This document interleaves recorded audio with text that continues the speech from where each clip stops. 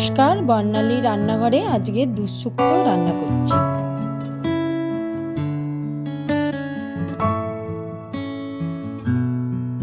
প্রথমে আমি কড়াতে সর্ষের তেল দিচ্ছি।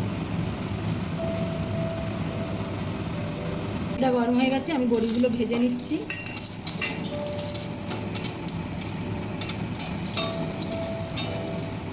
বড়িগুলো ভাজা হয়ে গেছে, আমি তুলে নিচ্ছি।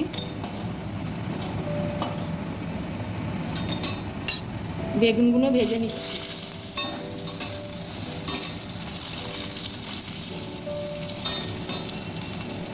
আমার বেগুন ভাজা হয়ে গেছে, এবার আমি তুলে নিচ্ছি বেগুনগুলো।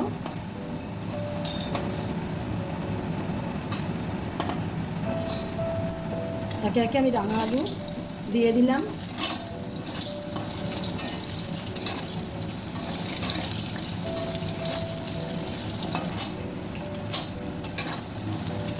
পেঁপে আর রাঙা আলু আমি একসঙ্গে ভেজে নিচ্ছি। এখানে আমার সবজিটা ভাজা হয়ে গেছে, এবার আমি তুলে নিচ্ছি। এখানে রাঙা আলু আর পেঁপে ছিল, আমি কিন্তু নুন দিয়েই ভাজছি। তোমরা নুন দিয়ে একটু ভাজবে, তাহলে তাড়াতাড়ি সিদ্ধও হবে আর ভাজাটাও ভালোভাবে হবে।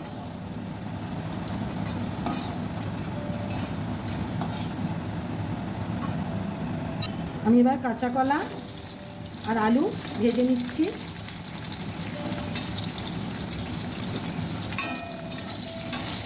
আমি এর মধ্যে একটু ভাজা হয়ে গেলে এর মধ্যে আমি শিমটাও ভেজে নেব এর সঙ্গে। আমি শিমটাও এর সঙ্গে ভেজে নেব।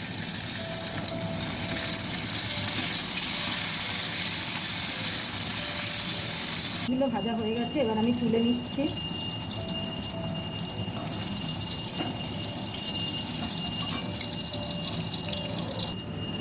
ওই তেলেই আমি উচ্ছেগুলো ভেজে তুলে নেব।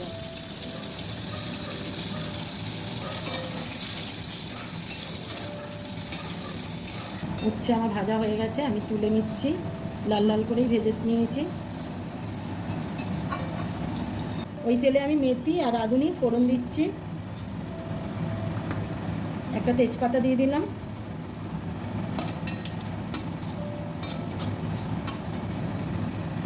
আমি এখানে হিং ফোড়ন দিচ্ছি। আমি এখানে সব ভাজা ছিল, আমি ওইগুলো দিয়ে দিলাম।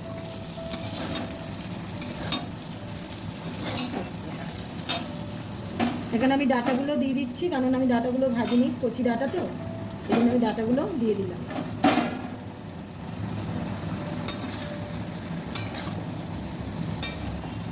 এখানে আমি আদা বাটা দিচ্ছি।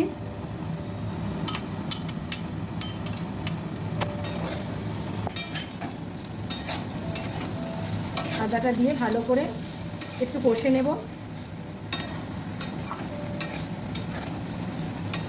এখানে আমি মটরশুঁটি দিয়ে দিচ্ছি। তোমরা চাইলে দিতেও পারো, নাও দিতে পারো।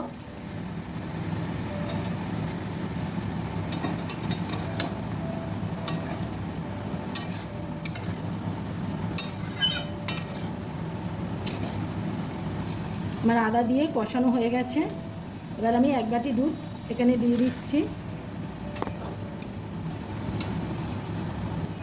এখানে আমি এক বাটি জলও অ্যাড করলাম, দিয়ে এবার আমি শুক্তোটা একটু সিদ্ধ হবে। হয়ে গেলে আমি এখানে নুনটা দিয়ে দিচ্ছি। নুনটা তোমাদের পরিমাণ মতনই দেবে। এখানে আমি একটু চিনি দিলাম।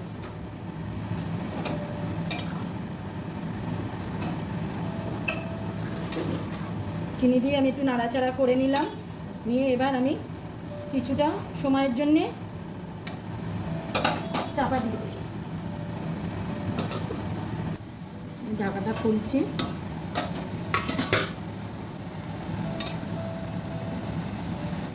এখানে আমি সর্ষে, পোস্ত আর রাঁধুনি বেটে রেখেছিলাম, সেটা দিয়ে দিচ্ছি।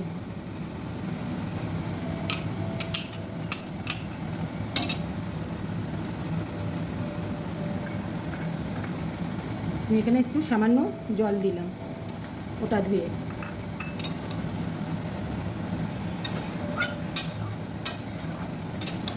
এখানে ভেজে রাখা বড়িগুলো দিয়ে দিচ্ছি।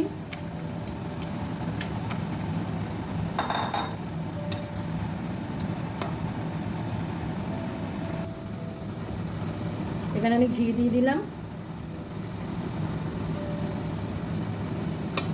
পাঁচফোড়নটা ভেজে গুঁড়ো করে রেখেছিলাম, আমি এবার দিয়ে দিলাম। আমি এবারে গ্যাসটা অফ করে আমি 5 মিনিটের জন্য ঢাকা দিয়ে রেখে দিচ্ছি। রেডি হয়ে গেছে আমার শুক্তো, দুধ শুক্তো। এবার আমি নামিয়ে নিচ্ছি, এবার তুলে নিলাম।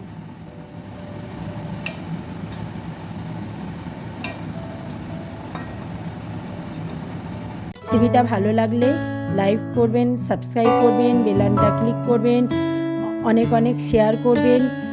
রেসিপিটা ভালো লাগলে কমেন্ট করে জানাবেন।